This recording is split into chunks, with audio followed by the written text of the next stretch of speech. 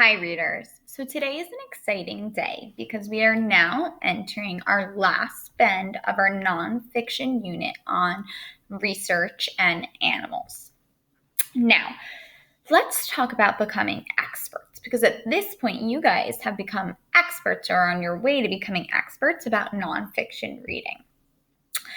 And specifically, you're becoming experts on different topics. I know some of you have been studying mummies, some of you have been studying alligators, some have been studying witches, some of you have been studying soccer, and you're all starting to become experts on a topic. Now, think about what an expert means. Now, when you're an expert, you don't just know about one thing, you know about a bunch of things about that topic. For example, something sticks out to me. I know everyone who I know that is an expert on dinosaurs doesn't just know about the T-Rex. They know about all the different types of dinosaurs and how they're found. Or Katie right now is sticking out to me because she was studying mummies and she doesn't just know about King Tut, but she knows all about mummies, different kinds of mummies and how they become mummies and where they're found. And she knows about archaeologists who find the mummies. So when you're an expert, you take all this information from all the different places you learned and synthesize it to put it together to become an expert on the topic. So that's what we're going to be talking about today, becoming experts on big topics and not just these little subtopics. So, today I want to teach you that to develop expertise on a topic, nonfiction readers go from learning about specific related topics, such as penguins or frogs, to learning about their bigger field of knowledge, like the animal kingdom.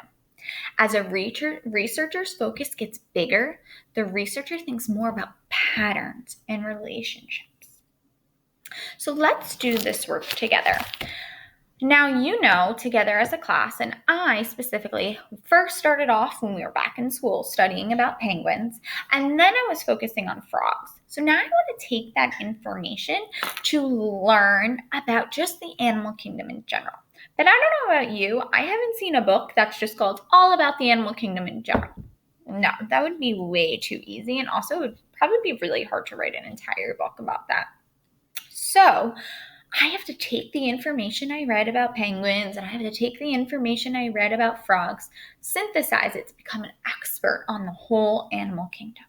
So I took passages from the beginning of our penguins book, one of the very first chapters, and a passage from the very first chapter of our Frog and Toads book. And I want us together, we're going to read about it, and I'm going to show you what I mean about how I could take that information and apply it to the animal kingdom in general. So first I'm going to read that section about what are penguins. Penguins might not look like other birds, but they are birds.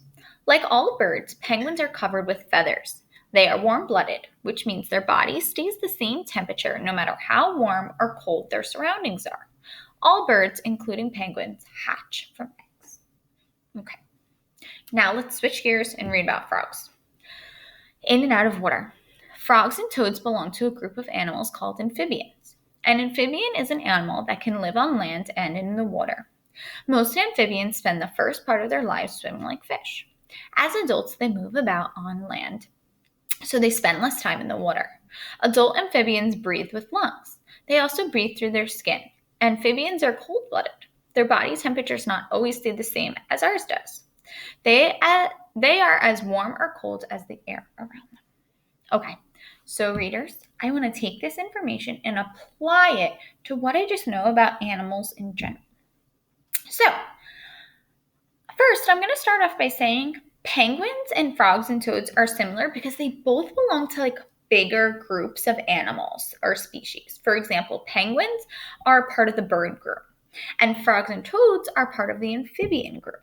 So I can probably apply that and say that a lot of animals are part of bigger groups. For example, I know dolphins are mammals, right? So most animals belong to bigger groups. Now, I could also say that animals usually either fall into being warm-blooded, which means their body temperature stays the same no matter how warm or cold the environment is, or cold-blooded, which means their body temperatures change.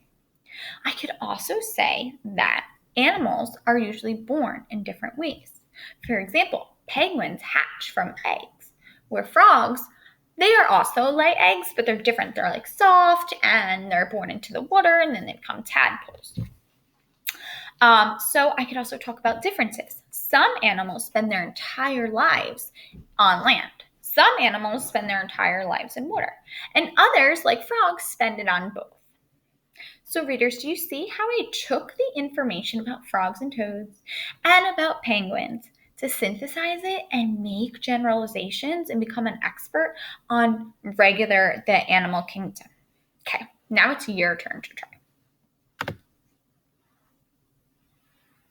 Now I'm going to read you two passages about penguin homes and frog and toad homes. So both of these are about homes and where animals live. Okay, let's read about penguin homes first. Penguins live on the coast of Antarctica, South Africa, New Zealand, Australia, Chile, Peru, and the Galapagos Islands. All these places are south of the equator. Penguin homes, or habitats, differ. Some are cool places where trees and plants grow. Others are warm, dry areas. Many penguins live in Antarctica, where the land is always covered in ice and snow. Penguins do not live in the Arctic. Penguins spend more than half of their lives in the oceans around their habitats. They enjoy swimming in these oceans because the water is always cool or cold. Okay, so that's penguins. Let's read about frogs and toads homes now. Frogs and toads live almost everywhere in the world, except where it is very cold. They stay in cool, shady places when they are hot. They sit in the sun when they are cold. Some frogs and toads live in holes in the ground. Some live in ponds and lakes. Some live inside flowers or rotting logs. Some even live high up in the trees. So right now, readers, I want you to take this knowledge about penguins and about frogs and toads homes to make a statement about animals in general and where they live. Okay, here are some sentence stems to help you. You could say, oh, frogs and toads and penguins are alike because this. Or they have differences too. One difference is this. Or both of them experience this or similar. So I'm going to go back to the slide and right now, turn and talk. Tell somebody in your family, tell me, what is a generalization or something you noticed about for penguin homes and frog and toad homes and how they are related? What would be an expert sentence that you could say? I'll give you a second to think about that and reread if you need to.